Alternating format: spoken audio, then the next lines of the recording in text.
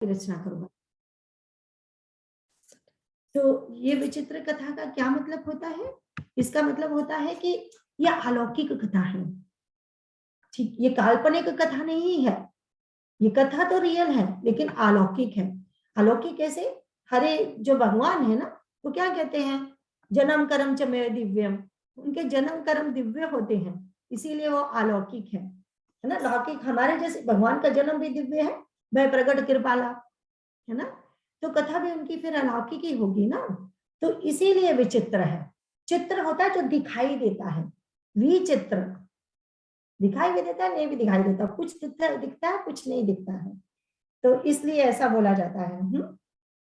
तो कहते हैं कि इसको सुनने के आश्चर्य मत करना। आश्चर्य इसलिए क्योंकि अलौकिक कथा है ना, क्योंकि ऐसे लगता है कि ये ऐसे कैसे। अब देखो, हम सबको रामचरितमानस की कथा पता है, हम सब ने टीवी में भी तरह तरह के रामायण देखे हैं, पढ़े भी हैं, फिर भी आप सब बैठे हो सुनने के लिए।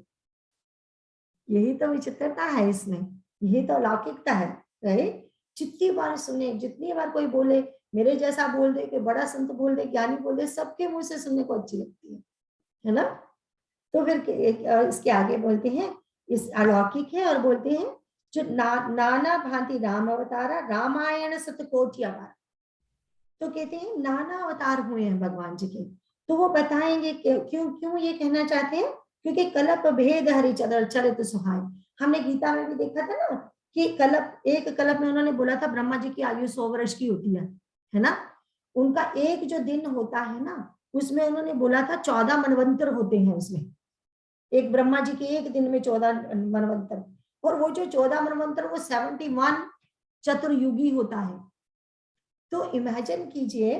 तो कहते हैं उन्होंने ऐसा बोला जाता है कि ब्रह्मा जी की जो आयु होती है ना 100 वर्ष की, उसमें भगवान श्री राम के ही 36,000 जन्म हो चुके होते हैं।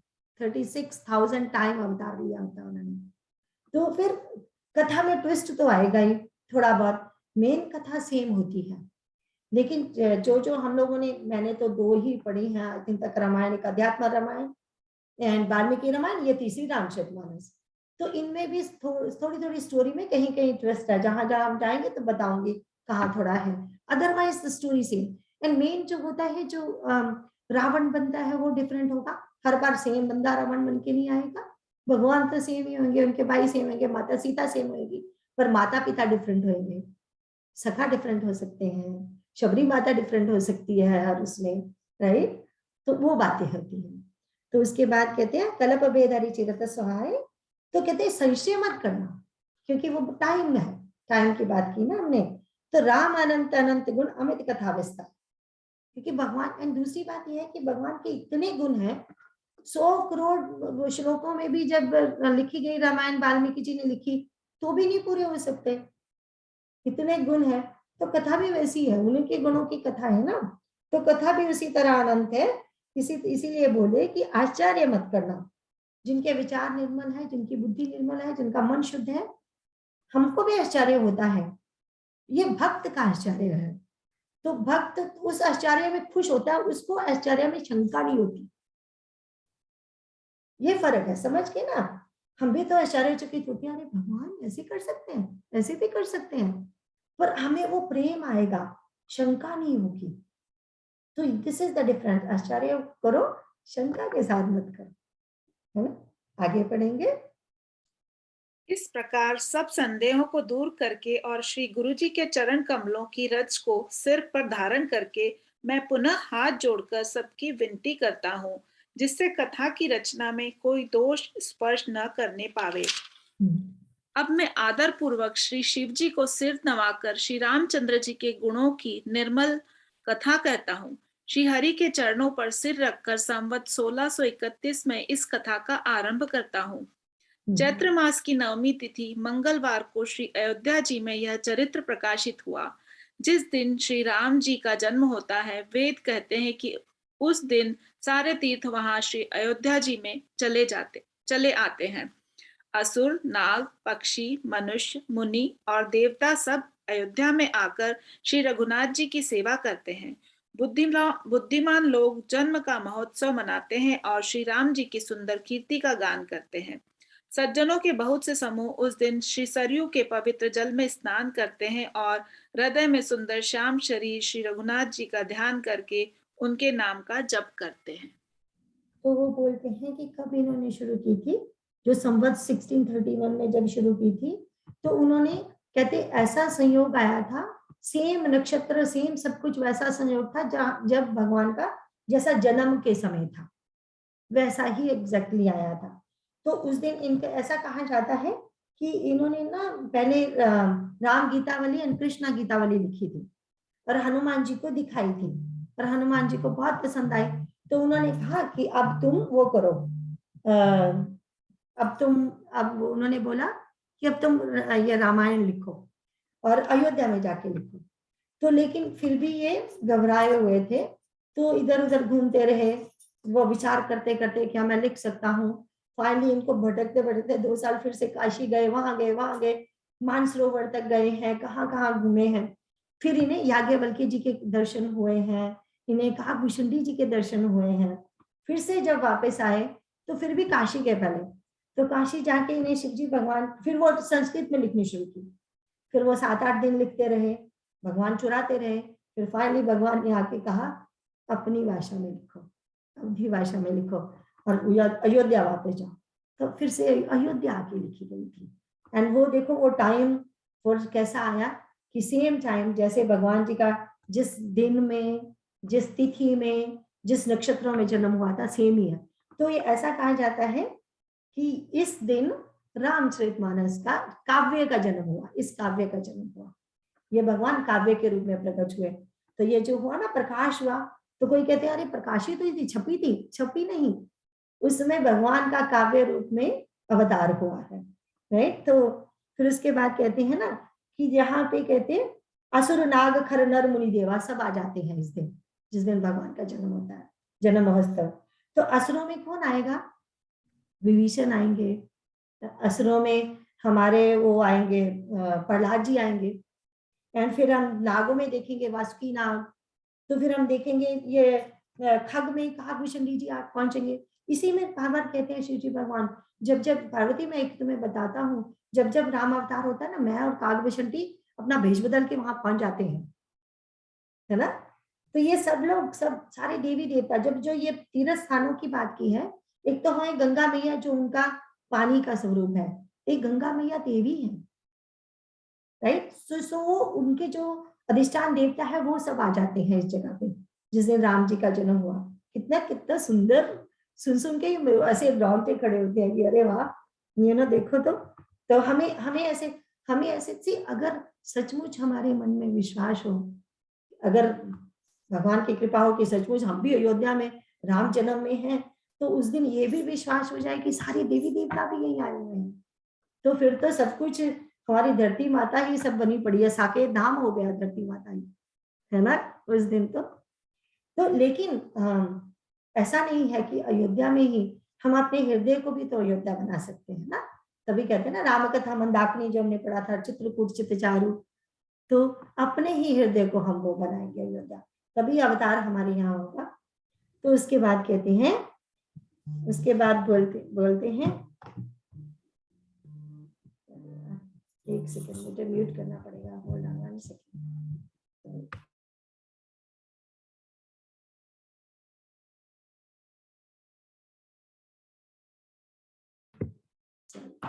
3 बार फोन आया सपना का, मैंने कहा कोई इमरजेंसी ना हो।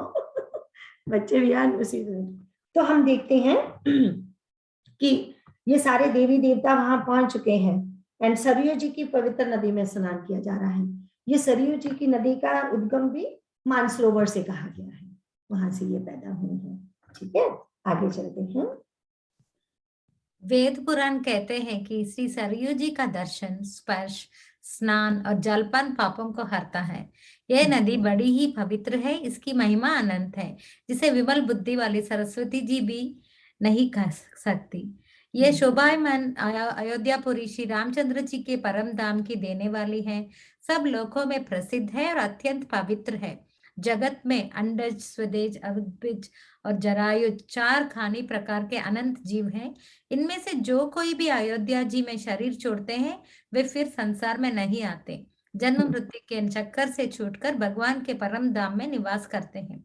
इस अयोध्यापुरी को सब प्रकार से मनोहर, सब सिद्धियों को की देने वाली और कल्याण की खान समझकर मैंने इस निर्मल कथा का आरंभ किया, जिसके सुनने से काम, मद और दंभ नष्ट हो जाते हैं। इसका नाम रामचरितमानस है, जिसके कानों से सुनते ही शांति मिलती है।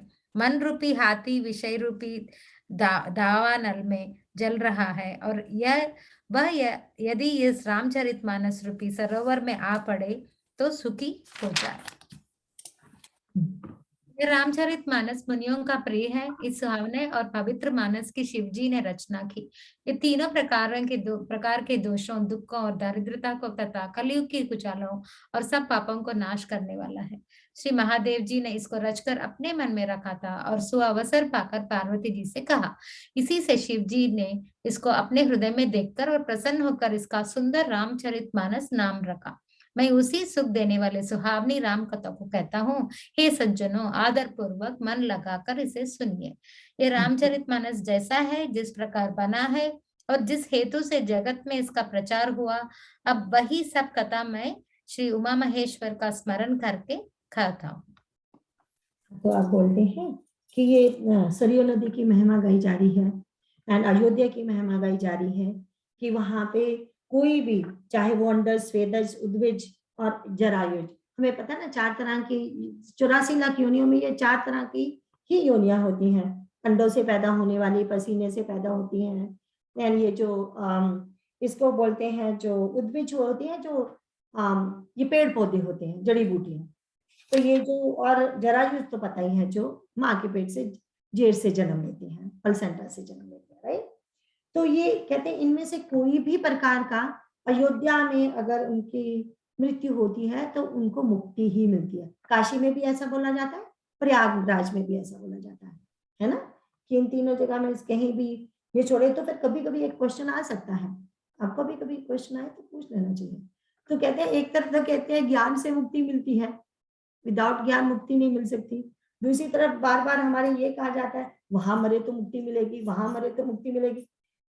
एक तो दोनों तरह से मान लेना चाहिए। एक तो ये कि सचमुच अगर काशी में कोई मरेगा, अगर भगवान ने कहा मुक्ति मिलेगी तो मिलेगी। इसका मतलब हम तो यहाँ अमेरिका में बैठे हैं तो हमें मुक्ति मिलेगी, कभी ज्ञान भी नहीं मिला, काशी भी नहीं मिली, तो हम कहाँ जाएंगे? तो हमारा क्या होगा फिर? बट वो है कि जो हम गीता में पढ़ते हैं ना 8th चैप्टर में, मरते समय अरे मन के भाव कैसे हैं, वहां जाएंगे हम, है ना। तो इसीलिए तो कहीं भी तुम नहा लो, तुम नहाते नहाते गंगा जमुना सरस्वती जी को याद कर लो, तुम्हारा गंगा स्नान हो गया, ऐसा बोला जाता है ना। तो ऐसा नहीं है कि वो जगह स्पेसिफिक चाहिए, उस जगह में जो महत्व है वो है, बट इसका मतलब ये नहीं है अगर हम वहां नहीं है तो हमारा कुछ नहीं होगा। This is what I am trying to say. So तो हम कहीं भी हो, in the end like we say अपने मन में ही स्थान बनाना है ना, रामचरितमानस। तो यहाँ बोला कि भगवान जी ने भी इसको रचा था स्टोरी को और अपने मन में रखा है। तो प्रश्न आएगा स्टोरी पहले आए भगवान पहले आए? तो अब उसमें मत पड़ना, भगवान जी आए होंगे तभी स्टोरी अच्छी लगी होगी, या हो सकता है शिव जी भगवान ने कहा राम जी को आपको अवतार लेना है, मैं स्टोरी लिख देता हूँ, आप उस तरह से अवतार लीजिए। दोनों तरह से हो सकता है। वो तो एक दूसरे के वो आएगा कि वो एक दूसरे के एक दूसरे के सखा हैं, एक दूसरे के पूजनीय हैं और एक दूसरे की पूजा भी करते हैं।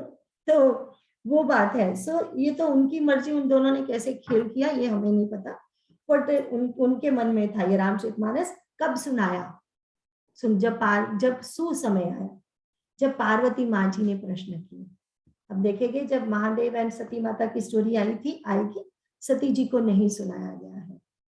तो ये माँ पार्वती जी जब वही सती जब श्रद्धा बन के आई है तब उनको मिला है ये, ठीक है। तो फिर उसके बाद बोल रहे हैं फिर यहाँ ये बहुत सुंदर है। उन्होंने बोला अब सोई कहो प्रसंग सब सुमुरी उमा वृष केतु। अब बोले ये प्रसंग शुरू करने से पहले 2 बंदों को याद कर रहे हैं। किसको? माँ पार्वती जी एंड वृषकेतु। वृषकेतु ये याद रखने वाली चीज है। वृषकेतु बहुत बोलते हैं शिव जी भगवान जी को। वृष, रिमेम्बर हमारा वृष जो बैल है, वृष, राइट। एंड जो बैल है वो धर्म का द्योतिक है, उसको बैल को बताया जाता है धर्म। तो धर्म हमें पता है, धर्म के 4 पैर हैं, उसमें आता है शौच, तप, सत्य एंड दान या दया, है ना। दान या दया, शौच, तप एंड सत्य। तो ये हमारे जो शिव भोलेनाथ हैं, ये किसके ऊपर बैठते हैं? हमेशा धर्म के ऊपर बैठ के सब कार्य करते हैं, तभी इसको वृषकेतु। और इनका जो झंडा है, हर एक का अपना अपना झंडा होता है, उसमें बैल का निशान है, धर्म का, ऑलवेज धर्म में स्थित रहते हैं। एंड ये जो माता है हमारी उमा जी को क्यों याद किया जा रहा है? रिमेम्बर यहाँ पार्वती नहीं बोला, उमा। हम जब हमारी माता पार्वती जी बहुत भयंकर तपस्या कर रही थी, इनके शरीर को इनको देख के उनकी माँ से, उनके मुंह से निकला, ओ माँ क्यों करती हो तुम ऐसा, बेटा हट जाओ, ओ माँ मत करो। तो तब से उनका नाम उमा पड़ गया। तो ये 2 क्या है? एक तपस्या का आचार्य है, एक तपस्या की टीचर है, और एक टीचर है धर्म का। तो धर्म के जो हमारा आचार्य है उनको याद किया जा रहा है, परम आचार्य। एंड जो तपस्या के हमारे परम आचार्य हैं उनको याद करके ये कथा शुरू की जा रही है। एक एक शब्द का कोई मीनिंग होता है। वहां ये वृषकेतु ही क्यों बोला, शिव क्यों नहीं बोला? वहां उमा ही क्यों बोला, पार्वती क्यों नहीं बोला? है ना, कुछ भी बोल सकते थे, शायद सुता भी बोल सकते थे, बट उमा बोला। आगे बढ़ते हैं। श्री शिव जी की कृपा से उसके हृदय में सुंदर बुद्धि का विकास हुआ, जिससे यह तुलसीदास श्री रामचरितमानस का कवि हुआ। अपनी बुद्धि के अनुसार तो वह इसे मनोहर ही बनाता है, किंतु फिर भी हे सज्जनों, सुंदर चित्त से सुनकर इसे आप सुधार लीजिए। सुंदर सात्विकी बुद्धि भूमि है, हृदय में उसमें गहरा स्थान है। वेद पुराण समुद्र है और साधु संत मेघ है। वे साधु रूपी मेघ श्री राम जी के सुयश रूपी सुंदर मधुर मनोहर और मंगलकारी जल की वर्षा करते हैं। सगुण लीला का जो विस्तार से वर्णन करते हैं, वही राम सुयशी रूपी जल की निर्मलता है, जो मल का नाश करती है। और जिस प्रेमा भक्ति का वर्णन नहीं किया जा सकता, वही इस जल की मधुरता और सुंदर शीतलता है। वह राम सुयश रूपी जल सत्कर्म रूपी धान के लिए हितकर है, और श्री राम जी के भक्तों का जो जीवन ही है, वह पवित्र जल बुद्धि रूपी पृथ्वी पर गिरा और सिमट कर सुहावने कान रूपी मार्ग से चला और मानस हृदय रूपी श्रेष्ठ स्थान में भरकर वहीं स्थित हो गया। वही पुराना होकर सुंदर, रुचिकर, शीतल और सुखदायी हो गया। इस कथा में बुद्धि से विचार कर जो 4 अत्यंत सुंदर और उत्तम संवाद भुषंडी गरुड़, शिव पार्वती, याज्ञवल्क्य भारद्वाज और तुलसीदास और संत रचे हैं, वही इस पवित्र और सुंदर सरोवर के 4 मनोहर घाट हैं। तो अगर वो सरोवर की बात कर रहे हैं, सरोवर मीन तालाब जिसमें पानी होता है, राइट, तो वो अब उसकी भूमिका दे रहे हैं। What is this, what is, ये कथा तालाब है, लेकिन उसमें जो पानी है वो क्या है? पानी आया कहाँ से? पहले तालाब तो तभी बनेगा अगर कहीं से वर्षा आ गई, वर्षा आएगी एंड फिर वो जो तालाब में भरा जाएगा। तो ये क्या चीजें हैं? तो बड़े सुंदर वो बता रहे हैं, सुमति भूमि थल हृदय अगाधु। पहले वो कोई गड्ढा होगा जगह, तभी वो तालाब तभी बनेगा ना, वहीं से पानी भर सकता है ना, वहीं पे पानी भर सकता है ना। भूमि नीची होनी चाहिए ना, गड्ढा होना चाहिए ना। तो वो गड्ढा क्या है? सुमति भूमि, सुमति जो हमारी है वो भूमि का वो खड्डा है, खड्डा है, राइट। तो वो कहते हैं वेद पुराण उदति धन साधु। अब जो गहरा स्थान, जो अभी हृदय का जो गहरा स्थान बोला, जो खड्डा बोला हमने, तो जो वेद पुराण है वो समुद्र है, क्योंकि जब गर्मी से भाप से वो बादल बनते हैं, वही तो वर्षा करते हैं ना, समुद्र से ही पानी लेके वर्षा करते हैं। अब ये जो सुमति है, साधुओं संतों की सुंदर सुमति, एंड उन्होंने फिर वेद पुराण समुद्र है, तो वो हमारा जो हृदय स्थान है, हमारा हृदय स्थान, लेकिन उसमें वर्षा किसने की? साधुओं संतों ने। तो उन्होंने पानी कहाँ से लेके आए? वेद पुराणों से, जहां जहां भी भगवान श्री राम जी का सुयश गाया गया, वहां से उन्होंने बादलों से हम जैसे लोगों के ऊपर वर्षा की। इन संतों की महिमा ही तो है, उनकी कृपा ही तो है, हमें ये सब मिल रहा है, तभी तो ऋषि ऋण होता है ना।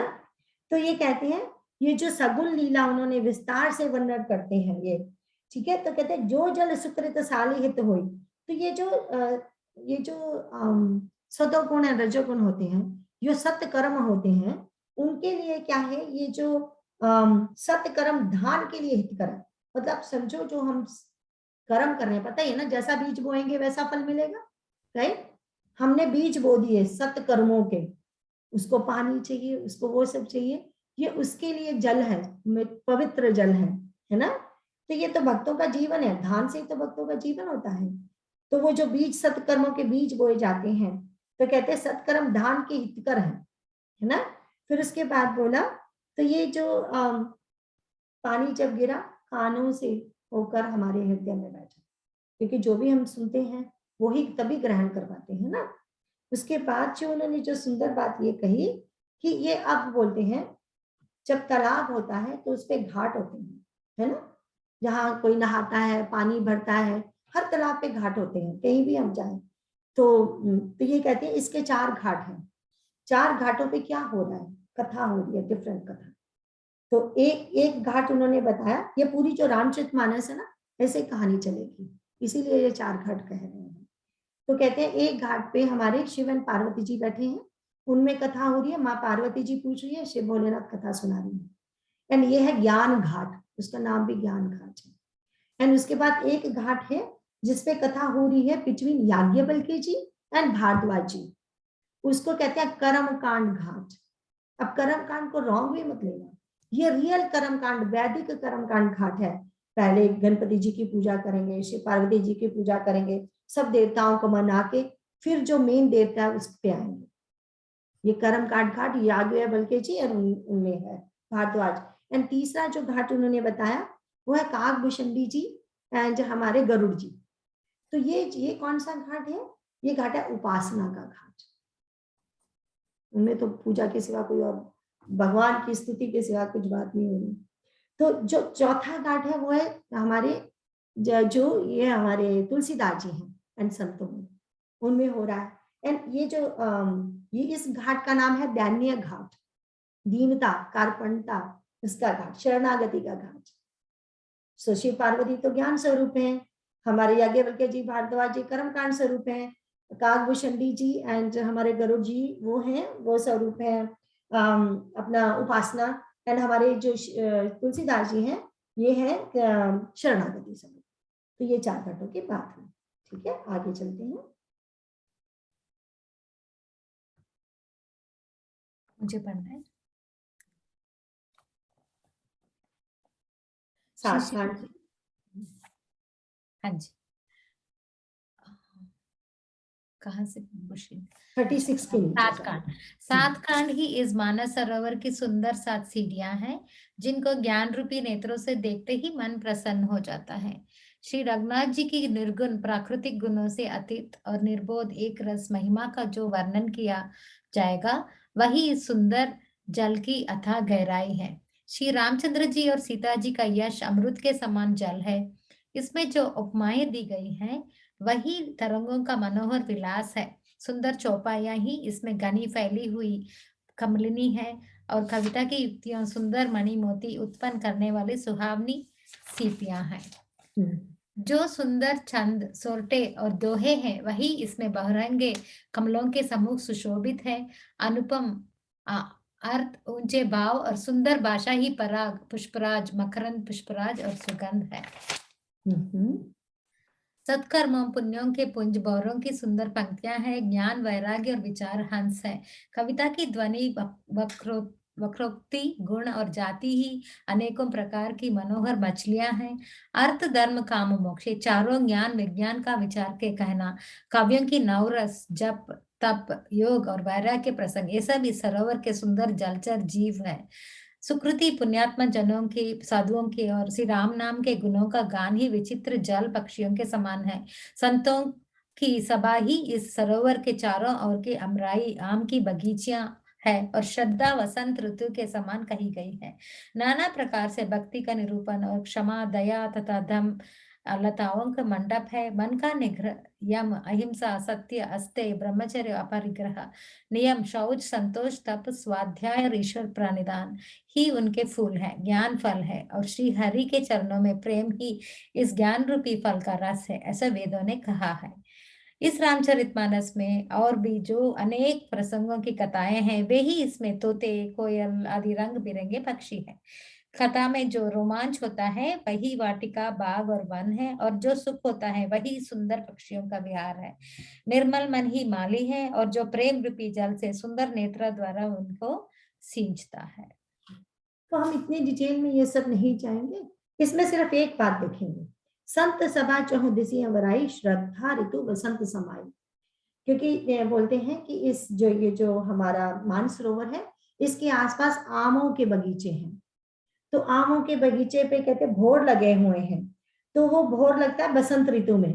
तो ये जो कहते हैं संत सभा चहु दिसिया, तो जी जो संतों की सभा ही है ना, यही वो आमों के बगीचे हैं। फिर हम इसके आगे थोड़ा सा और डिटेल में देखेंगे, बस इतना याद रखना, श्रद्धा ऋतु और जो हमारे मन की श्रद्धा है वो बसंत ऋतु है।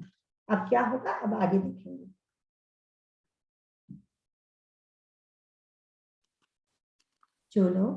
जो लोग इस चरित्र को सावधानी से गाते हैं वही इस तालाब के चतुर रखवाले हैं, और जो स्त्री पुरुष सदा आदर पूर्वक इसे सुनते हैं वे ही इस सुंदर मानस के अधिकारी उत्तम देवता हैं। जो अति दुष्ट और विषयी हैं वे अभागे बगुले और कौवे हैं, जो इस सरोवर के समीप नहीं जाते, क्योंकि यहाँ इस मानस सरोवर में घोगे, मेंढक और सेवार के समान विषय रस की नाना कथाएं नहीं है। इसी कारण बेचारे कौवे और बगुले रूपी विषयी लोग यहाँ आते हुए हृदय में हार मान जाते हैं, क्योंकि इस सरोवर तक आने में कठिनाई बहुत है। श्री राम जी की कृपा बिना यहाँ नहीं आया जाता। घोर कुसंग ही भयानक बुरा रास्ता है, उन कुसंगियों के वचन ही बाघ, सिंह और सांप है। घर के कामकाज और गृहस्थी के भांति भांति के जंजाल ही अत्यंत दुर्गम बड़े बड़े पहाड़ हैं। मोह, मद और मान ही बहुत से बीहड़ वन है, और नाना प्रकार के कुतर्क ही भयानक नदियां हैं। जिनके पास श्रद्धा रूपी राह खर्च नहीं है और संतों का साथ नहीं है, और जिनको श्री रघुनाथ जी प्रिय नहीं है, उनके लिए यह मानस अत्यंत ही अगम है। अर्थात श्रद्धा, सत्संग और भगवत प्रेम के बिना कोई इसको पार नहीं पा सकता। तो हमें पता है मानस सरोवर हिमालय में है ऊपर, तो वो वहां कैसे जाएं? तो अगर जाना होगा तो ये सब रास्ते में आएंगे ना, भयानक जंगल आएंगे, ये होगा व्यावहारिक दृष्टि से अगर हम मानस सरोवर को देखने जाना चाहते हैं तो वही अब इस रामचरित मानस की कथा के लिए अगर हम बैठना चाहते हैं तो भी वही चीजें आती हैं, है ना। ये काम आ गया, ये फोन आ गया, बच्चे भी उसी समय फोन कर रहे हैं, कुछ कुछ उसी समय हो रहा है, तो कुछ ना कुछ निकाल के हमें बैठना ही पड़ता है। तो उसका वो बोलते हैं, बट लेकिन ऐसा नहीं है, बिल्कुल रियल रीजन भी होते हैं। Sometime you have to do whatever you have to do, कई बार कोई ड्यूटीज जरूरी होती हैं। तो बट यहाँ ये कह रहे हैं डिपेंड कर रहा है, हम अपनी हम हमारा अपना जो धर्म है वो छोड़ के आ रहे हैं या सिर्फ गॉसिप के लिए छोड़ रहे हैं, ये बात है ना। तो वो ये कहते हैं कि ये जो है मोह, मद और मान, यही बीहड़ वन है। एक्चुअली हमारा ही मोह, हमारा ही मत, हमारा ही मान हमारे रास्ते में आता है। क्यों? क्योंकि वो हम कथा को समझ नहीं पाते, तर्क वितर्क में पड़े रहते हैं, इसलिए। तो ये आगे इसलिए उन्होंने बोला जो ये श्रद्धा संबल रहे, जो 3 चीजें चाहिए इस राम कथा मानस सरोवर में आने के लिए। क्या 3 चीजें चाहिए? भगवान में प्रेम होना चाहिए, एंड संतों का साथ होना चाहिए, हृदय में श्रद्धा होनी चाहिए। हम कहीं भी सफर में जाएं तो सफर में जाते हैं तो जेब खर्चा भी होना चाहिए ना, खाने पीने का सामान चाहिए, अपने घर से भी कुछ लेके जाते हैं खाने पीने के लिए। अगर कोई अच्छा साथी मिल जाए तब तो और ही अच्छा रास्ता कट जाता है ना। एंड फिर जहां हम जा रहे हैं उस जगह से प्रेम भी तो होना चाहिए। अगर कोई जबरदस्ती हमें भेजता है तब तो हम रोते मारते जाएंगे, फिर हम क्या वहां से ले पाएंगे, है ना। जबरदस्ती हमें बिठाया जा रहा है अगर डंडा पकड़ के, तो सेम ये। तो 3 चीजें जरूरी हैं इस राम कथा के सरोवर में आने के लिए। क्योंकि अभी अभी हम इतना पढ़ रहे हैं ना, हम मन में सबके आता, मेरे भी आता था, ये मत सोचना मैं आपको कह रही हूँ। कथा कब शुरू होगी? कब शुरू होगी? ये इतने सारे पेज पढ़ने बड़े मुश्किल लगते थे मुझे तो। मैंने कहा ओह माय गॉड, मैं कथा कहाँ जाऊँ, कितने पेज छोड़ के पढूं कथा। तो लेकिन अब समझ में आती है वो बात कि ये सब क्यों जरूरी है। तो वो कहते हैं कि देखो सो भगवान में प्रेम होना चाहिए, एंड उसके बाद बोले संतों का साथ हो। अगर सत्संग हो अपना, जैसे हम सब आप बैठे हैं तो मुझे भी मजा आ रहा है और आप सबको भी मजा आ रहा है, नहीं? तो आनंद आ रहा है, पर हृदय में श्रद्धा हो। जब तक श्रद्धा नहीं है तो हम इस सरोवर में स्नान नहीं कर पाएंगे, है ना? आगे चलते हैं। यदि कोई मनुष्य कष्ट उठाकर वहां तक पहुंच भी जाए तो वहां जाते ही उसे नींद रूपी जूड़ी आ जाती है। हृदय में मूर्खता रूपी बड़ा खड़ा जाड़ा लगने लगता है, जिससे वहां जाकर भी वह अभागा स्नान नहीं कर पाता। उससे उस सरोवर में स्नान और उसका जलपान तो किया नहीं जाता, वह अभिमान सहित लौट आता है। फिर यदि कोई उससे वहां के हाल पूछने आता है तो वह अपने अभागी की बात न कहकर सरोवर की निंदा करके उसे समझाता है। ये सारे विघ्न उसको नहीं व्यापते, बाधा नहीं देते, जिसे श्री रामचंद्र जी सुंदर कृपा की दृष्टि से देखते हैं। वही आदर पूर्वक इस सरोवर में स्नान करता है और महान भयानक त्रिताप से, आध्यात्मिक आदि दैविक आदि भौतिक तापों से नहीं जलता। जिनके मन में श्री रामचंद्र जी के चरणों में सुंदर प्रेम है, वे इस सरोवर को कभी नहीं छोड़ते। हे भाई, जो इस सरोवर में स्नान करना चाहे वह मन लगाकर सत्संग करे। ऐसे मानस सरोवर के हृदय के नेत्रों से देखकर और उसमें गोता लगाकर कवि की बुद्धि निर्मल हो गई, हृदय में आनंद और उत्साह भर गया और प्रेम तथा आनंद का प्रवाह उमड़ आया। उससे वह सुंदर कविता रूपी नदी बह निकली, जिसमें श्री राम जी का निर्मल यश रूपी जल भरा है। इस कविता रूपिणी नदी का नाम सरयू है, जो संपूर्ण सुंदर मंगलों के जड़ है। लोकमत और वेद मत इसके दो सुंदर किनारे हैं। इस सुंदर मानस सरोवर की कन्या सरयू नदी बड़ी पवित्र है और कलयुग के छोटे बड़े पाप रूपी तिनकों और वृक्षों को जड़ से उखाड़ फेंकने वाली है। तीनों प्रकार के श्रोताओं का समाज ही इस नदी के दोनों किनारे पर बसे हुए पूर्वे गांव और नगर हैं, और संतों की सभा ही सब सुंदर मंगलों की जड़ अनुपम अयोध्या जी है। तो ये मेन बात यही हम कहेंगे, इनका सार यही है कि हमारे जो ये जो कथा है, ये कथा सरयू नदी की तरह इसको समझो। तो जैसे नदी हम पवित्र करती है, जल जीवन है, इसी तरह ये कथा जीवन है। जो जिनको विश्वास ही नहीं, श्रद्धा ही नहीं, तो वो ही भटकेंगे ना। एंड कहते हैं लेकिन इन द एंड, तो हम कहते हैं ना, ये कथा में प्रेम तो दो ही वजह से हो सकता है, संत कृपा या भगवान की कृपा। उनकी कृपा हुई तभी हम रियल मानसरोवर में स्नान कर पाएंगे, है ना? आगे चलते हैं। सुंदर कीर्ति रूपी सुहावनी सरयू जी राम भक्ति रूपी गंगा जी में जा मिली। छोटे भाई लक्ष्मण सहित श्री राम जी के युद्ध का पवित्र यश रूपी सुहावना महानद सोन उसमें आ मिला। दोनों के बीच में भक्ति रूपी गंगा जी की धारा ज्ञान और वैराग्य के सहित शोभित हो रही है। ऐसे तीनों तापों को डराने वाली यह तिमुहानी नदी राम स्वरूप रूपी समुद्र की ओर जा रही है। इस कीर्ति रूपी सरयू का मूल मानस श्री रामचरित है और यह राम भक्ति रूपी गंगा जी में मिली है। इसीलिए यह सुनने वाले सज्जनों के मन को पवित्र कर देगी। इसके बीच बीच में जो भिन्न भिन्न प्रकार की विचित्र कथाएं हैं, वे ही मानो नटी तट के आसपास के वन और बाग हैं। श्री पार्वती जी और शिव जी के विवाह के बराती इस नदी में बहुत प्रकार के असंख्य जलचर जीव हैं। श्री रघुनाथ जी के जन्म की आनंद बधाइयां ही इस नदी के भंवर और तरंगों की मनोहरता है। चारों भाइयों के जो बाल चरित हैं, वे ही इसमें खिले हुए रंग बिरंगे बहुत से कमल हैं। महाराज श्री दशरथ जी तथा उनकी रानियां और कुटुंबियों के सत्कर्म पुण्य ही भ्रमर और जल पक्षी हैं। जो सबसे ज्यादा ये जो पढ़ रहे थे ना, जो सबसे ज्यादा क्वेश्चन जब मेरे मन में आया था, तो वो जब ये बोला गया ना कि श्री रघुनाथ जी के जन्म की आनंद बधाइयां ही इस नदी के भंवर और तरंगों की मनोहरता है, तो मुझे लगा कि जब भंवर होता है ना, जो वो पानी भंवर होता है, जब भी नदी बह रही होती है, कई जगह पे ऐसे भंवर गोल गोल घूम रहा होता है ना, हमने मूवियों में भी बड़ा देखा है, वहां तो डूब जाते हैं। तो मैंने कहा अच्छा, तो इसका मतलब क्या हुआ कि श्री रघुनाथ जी के जन्म की आनंद बधाइयां ही इस नदी के भंवर और तरंगों की मनोहरता है। ये जो भगवान जी का चरित्र है, भगवान जी के जन्म का आनंद हम गाएंगे तो हम किस में डूबेंगे आप बताइए? हम प्रेम भक्ति में डूब जाएंगे ना, वही तो डूबना है और वही डूबना सार्थक है। तो अगर डूबना ही, डूब के ही मरना है, लेकिन भगवान ने डूब के ही मारना है हमें, तो यहाँ डुबोना प्रभु जी, और कहीं मत फेंक देना, है ना। तो ये प्रेम भक्ति के रस में डुबो देना हमें, अगर डुबोना ही चाहते हो तो क्यों ना, अगर समझो ऐसा, अखंडानंद सरस्वती जी बहुत अच्छा लिखते हैं की बात, कहते हैं सपोज अगर लिखा है कि डूब के ही मरना है या कुछ ऐसे करना है, तो भगवान से फिर ऐसी जगह में डूबना मांगे जहां से फिर वो कोई फर्क नहीं पड़ता कि डूबे कि बचे। तो अगर भगवान उनको कहेंगे मेरी किस्मत में डूबना लिखा है तो प्लीज वहां डुबोना मुझे, है ना, ये इतना तो मैं मांग सकती हूँ ना, ये नहीं कह सकती मत डुबोना, सिर्फ ये कह रही हूँ यहाँ तो ये वाला बहुत अच्छा लगा था मुझे वो पढ़ के। आगे चलिए।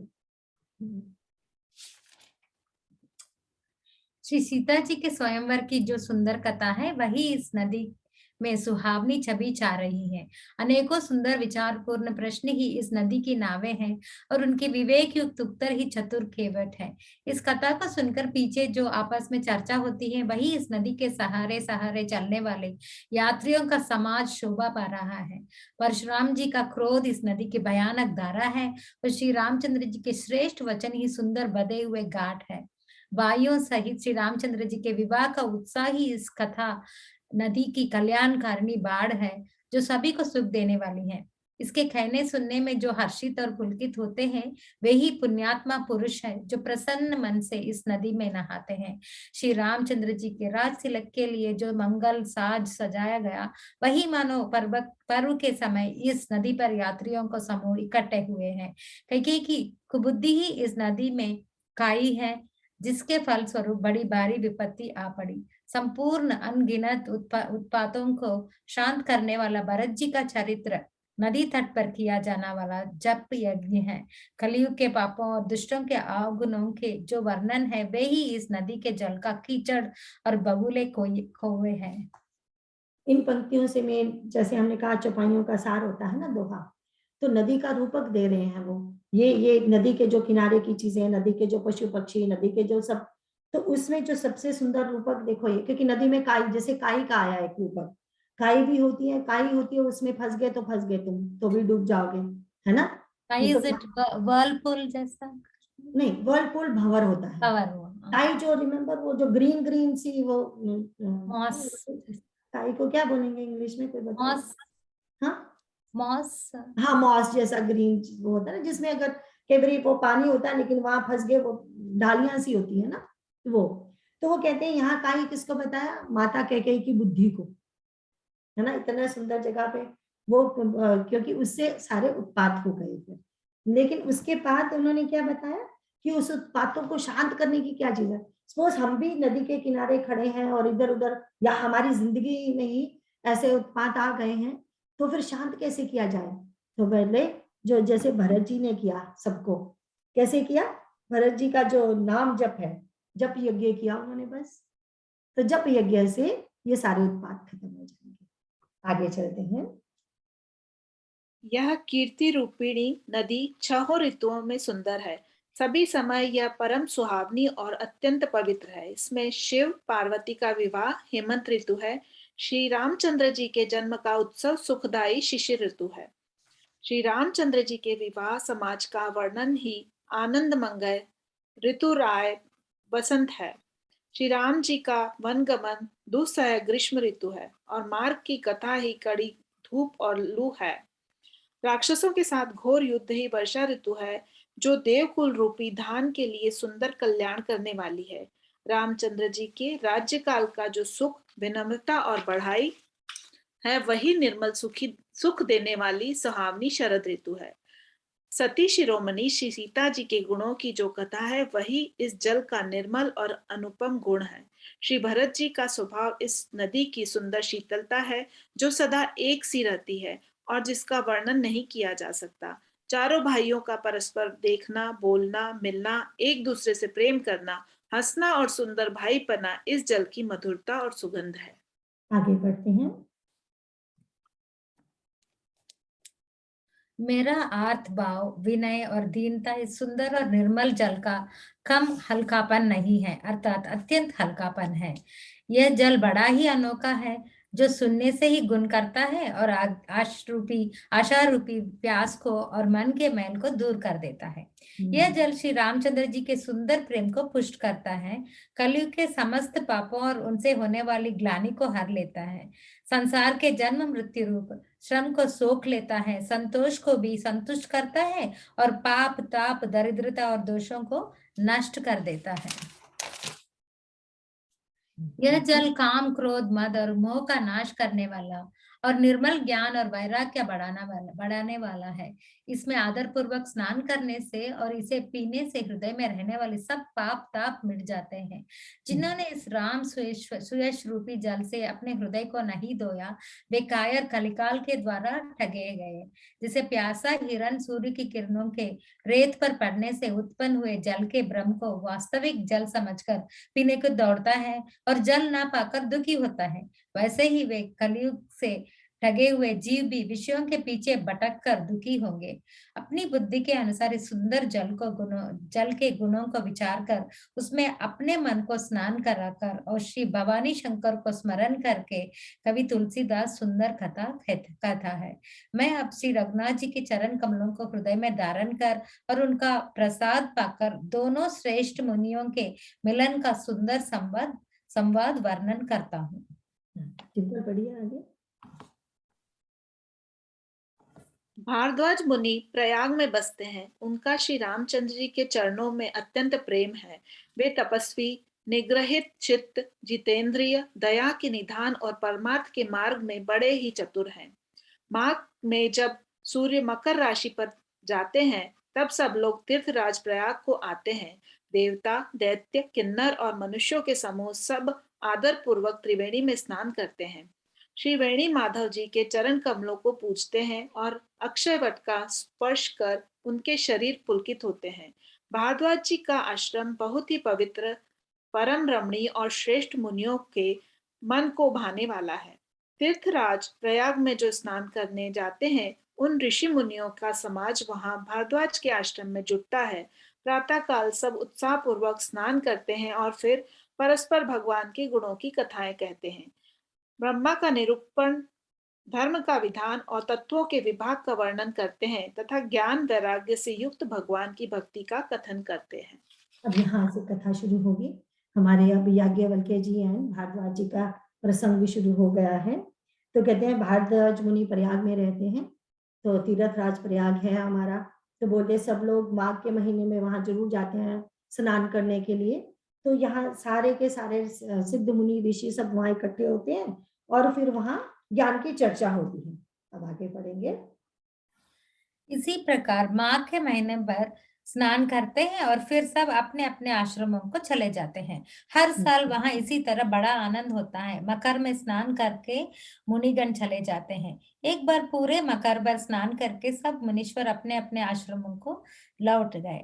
परम ज्ञानी याज्ञवल्क्य मुनि को चरण पकड़कर भरद्वाज जी ने रख लिया। आदर पूर्वक उनके चरण कमल धोए और बड़े ही पवित्र आसन पर उन्हें बैठाया। पूजा करके मुनि याज्ञवल्क्य जी से सुयश का वर्णन किया और फिर अत्यंत पवित्र और कोमल वाणी से बोले, हे नाथ, मेरे मन में एक बड़ा संदेह है। वेदों का तत्व सब आपकी मुट्ठी में है, अर्थात आप ही वेद का तत्व जानने वाले होने के कारण मेरा संदेह निवारण कर सकते हैं। पर उस संदेह को कहते मुझे भय और लाज आती है। भय इसलिए कि कहीं आप यह ना समझे कि मेरी परीक्षा ले रहा है। लाज इसलिए कि इतनी आयु बीत गई, अब तक ज्ञान ना हुआ, और यदि नहीं कहता तो बड़ी हानि होती है, क्योंकि अज्ञानी बना रहता हूँ। हे प्रभु, संत लोग ऐसे नीति कहते हैं और वेद पुराण तथा मुनिजन भी यही बतलाते हैं कि गुरु के साथ छिपाव करने से हृदय में निर्मल ज्ञान नहीं होता। हाँ, तो यहाँ पे अब हमारे जो भारद्वाज मुनि है ना, बड़े शैतान है, सब चलने लगे थे अपने अपने घरों में। अब याज्ञवल्क्य जी ने भी कहा अच्छा भाई जाता हूँ। कहते नहीं नहीं नहीं, जरा थोड़े से क्वेश्चन है, सब चले गए ना, सबके सामने नहीं पूछना चाहता था क्योंकि मुझे लज्जा है, भय है। तो एक तो कहते ये भय था ना कि कहीं मुझे आप ये ना समझो कि मैं सबके सामने आपके बड़े क्वेश्चन कर रहा हूँ। आपकी परीक्षा ले रहा हूँ, या फिर ये ना हो कि अरे इतना लोग इसे ज्ञानी समझते हैं और ये प्रश्न कैसे कर रहा है। तो पर कहते हैं अगर नहीं पूछता हूँ तो भी घाटा है। तो इसलिए और मैंने यही अब डिसाइड किया कि जो संत लोग कहते हैं ना, ऐसे नीति पुराण लोग कहते हैं कि गुरु से छिपाव नहीं करना चाहिए, संतों से छिपाव। अब मन में आ ही गया है तो कुछ भी हो मैं आपसे प्रश्न पूछूंगा। ऐसे बोला जाता था कि ये जो याज्ञवल्क्य जी इतने महान ऋषि थे, इनके सामने कहते कोई दम्भीर खड़ा ही नहीं हो सकता था, झूठ बोल ही नहीं सकता था। किसी ने दम्भ करने की कोशिश करेगा तो उसका सिर कहते फट जाएगा, ऐसा इनमें वो था इनके। तो उस हिसाब से हम देखते हैं। और हमारे भारद्वाज मुनि भी हमें पता कौन है, जिन्होंने आगे हम देखेंगे भरत जी को कैसे सेवा की उनकी। तो फिर भी देखो कितने सुंदरता से ये प्रश्न पूछे जाएंगे। 856 में एक पढ़ लेते हैं ताकि हमारी नेक्स्ट, मेरा था कि मैं वहां तक पहुंच जाऊं कि अगले क्लास में हमारे सती की कथा शुरू हो जाए। आपको प्रश्न है नम्रता बेटा? हाँ जी। ये जो 4 घाट बताए गए हैं तो हाँ जी। उनके मन में चालू है ना ये सब?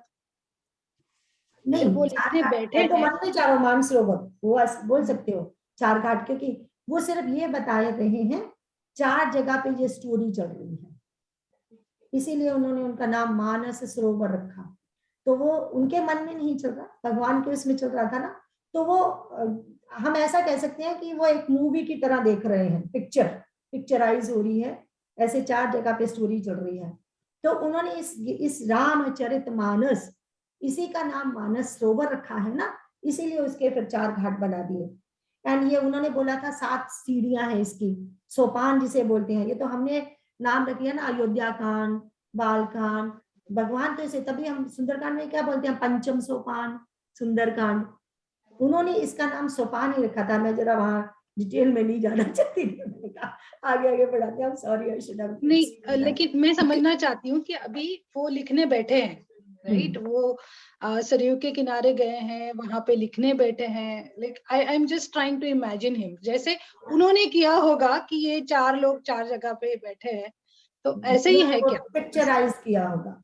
हाँ, तो हम भी ऐसे पिक्चराइज करेंगे कि वहां पे वो बैठे हैं और कभी उन्होंने पढ़ा होगा, उन्होंने भी बहुत सारी की पढ़ी है, और वो खुद तो वाल्मीकि के पुनर्जन्म ही है, वो बोलते हैं ऐसे उनको। तो वो उनको सब पिक्चराइज हो रहा है, उनके दिमाग में आ रहा है, ऐसे जैसे बोलते हैं ना, स्मृति से आ रहा है उनको, वो स्मृति से आ रहा है। श्रुति और स्मृति 2 होते हैं, तो वैसे ही है ना? लेकिन मैं जो समझ रही हूँ वैसे ही है या कुछ अलग है? नहीं, बिल्कुल आप सही कहते हो कि वो पिक्चराइज कर रहे हैं कि ऐसे मानस सरोवर है और कैसे कथा कहाँ कहाँ हो रही है, और उनको तो क्लियर दिखाई दे रहा है ना, तभी तो वो लिख भी पाते हैं ना। तभी हम देखेंगे, कभी बोलेंगे बीच में भारद्वाज मुनि और याज्ञवल्क्य जी बोल रहे हैं, शुरू में कथा उनसे शुरू हो रही है एक्चुअली, याज्ञवल्क्य और भारद्वाज मुनि। वो कहेंगे ये कथा पार्वती है माता को शिव जी ने सुनाई। फिर आप देखेंगे सारी की सारी कथा में, रामचरितमानस में फिर 2 ही बंदों का नाम आएगा बार बार, काकभूषणी जी एंड गरुड़ जी, कि काकभूषणी जी ने ये कहा, या माँ पार्वती एंड उमा इनका। तो ये अपने बारे में भी कुछ नहीं कह रहे हैं। फिर याज्ञवल्क्य जी एंड भारद्वाज भी आउट है, फिर उन दोनों की मेनली कथा हो रही है वहां पे। इन्होंने ऐसे कहा है, उनकी जीवनी जब हम पढ़ते हैं, उन्होंने कहा है कि ये संवाद, रियल संवाद उन्होंने याज्ञवल्क्य जी एंड भारद्वाज मुनि से सुना है, रियल में सुना है, जो ये बात की जा रही है। तो हाँ जी, कौन कृष्णा जी, ये आपने शिव और पार्वती जी को कौन सा घाट बताया? मतलब जैसे याज्ञवल्क्य, ज्ञान घाट, ज्ञान घाट, ओके, तो ज्ञान स्वरूप है ना दोनों, ज्ञान घाट। हाँ जी, ओके। हाँ, तो वो ज्ञान घाट है, ये याज्ञवल्क्य जी एंड भारद्वाज मुनि का कर्मकांड घाट, एंड फिर उसके बाद का वो उपासना घाट, एंड फिर दैन्य घाट। एक्चुअली वो तो बड़ा मैं जरा जल्दी में आपको चली गई ना, मुझे था कि सती की स्टोरी शुरू करनी है नेक्स्ट वीक। वो सीढ़ियां जो बताई जाती है ना सरोवर में, जब सीढ़ियां होती हैं, 9 बज गए हमारे, बस 1 मिनट में इसको खत्म करेंगे। सरोवर में जो सीढ़ियां होती हैं वो पानी की गहराई बताते हैं। पहली सीढ़ी में थोड़ा पानी होगा, फिर उसके बाद क्योंकि सीढ़ियां बनाई ही तभी जाती हैं कि आखिरी सीढ़ी में सबसे गहरा पानी होगा ना, ताकि हम नहा सके उसमें। लेकिन ये जो सरोवर है, ये ऐसा सरोवर है पहली सीढ़ी से ही पानी शुरू हो जाता है, भगवान की कथा का पानी रस, राइट। तो लेकिन डूबने के कोई चांस नहीं है, एक्चुअली डूबेंगे तो तर जाएंगे। ये बहुत सुंदर रूपक है। फिर कई बार जब, क्योंकि अभी हम पहली बार रामचरितमानस कर रहे हैं ना, इसीलिए मुझे जरा जल्दी जाना पड़ रहा है, क्योंकि आपको फिर मैं पहली बार में यहाँ ही फंसा के रखूंगी तो फिर हमारी कथा कब होगी। ये धीरे धीरे हम जितनी बार पढ़ेंगे, मैंने पता नहीं कितनी बार पढ़ा है, तब जाके मुझे आनंद आया है इन पहले पहले जो चौपाइयां आज तक की है, नहीं तो मैंने तो इनको फटाफट ऐसे कर दिया था। तो अब जब राम किंकर जी महाराज जी का पढ़ती हूँ, मानस पीयूष पढ़ती हूँ, तब लगता है कि कितनी जरूरी था इनको डिटेल में समझना, पर पहली बार में नहीं समझ आएगा, इसीलिए मैं इसको जरा जल्दी में जा रही थी, ठीक है। लेकिन आगे जो सती का प्रसंग आने वाला बहुत सुंदर है, तो हम ऐसा करेंगे नेक्स्ट टाइम, आज इसको यहीं पे खत्म करते हैं, 45 के नीचे से पढ़ेंगे, ठीक है। पहले हम लास्ट वाला श्लोक बोल लेते हैं, और उसके बाद कोई प्रश्न हो तो बात करते हैं। बार बार वर मांगवो हर्षिदेहु श्रीरंग, पद सरोज अन पायनी भगति सदा सत्संग। जय सीता राम चरण रति मोरे, अनुदिन बढ़व अनुग्रह तोरे। क्योंकि वो जो स्लोवर है ना, उसकी तो एक एक बात जो हमने पढ़ी है, बहुत बहुत डीप मीनिंग है उसके, ठीक है।